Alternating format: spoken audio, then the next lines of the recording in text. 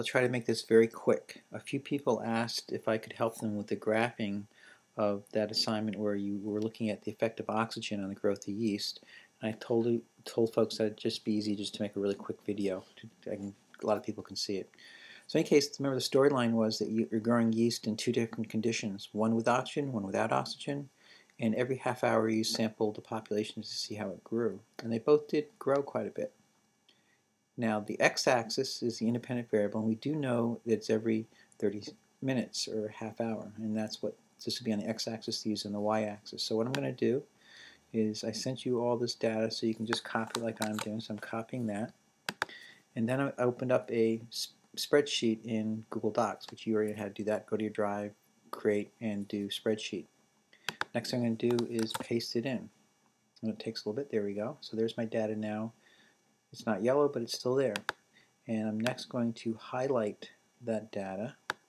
And remember, with Excel and also with the spreadsheet here in Google, the first column ends up on the x-axis and the next columns are on the y-axis. So that's highlighted. I go to Insert Chart, which you can do up here in Insert Chart, or you just use this little logo here. I'll use the little logo. And this is what a lot of people turned in. But it's not quite what we want. Remember, we just want 2 lines, and if you notice, data is like way up at 1800, and our data didn't go that high. So we have to change that. So the first thing I do is go to Charts. I want the line graph, which is very similar to the area graph, so I'll click on that.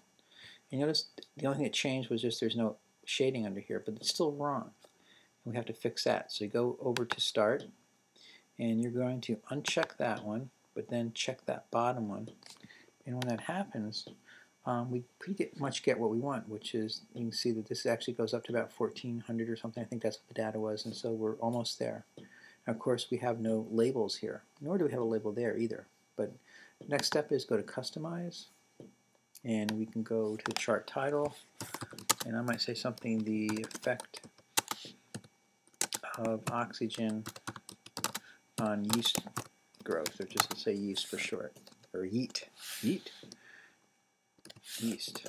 Okay, there it shows up there. And then the other 2 things you have to do, of course, are the axes. And if I scroll down a little bit farther, it says horizontal axis. And what we want down there, of course, is time. And we can't just leave it time, or H time. We want just time, and we want the units. In this case, it's hours.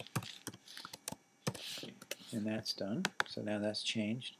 And the last thing you need to do is to change the y-axis, because we can't just have that on there. That's not going to be so good.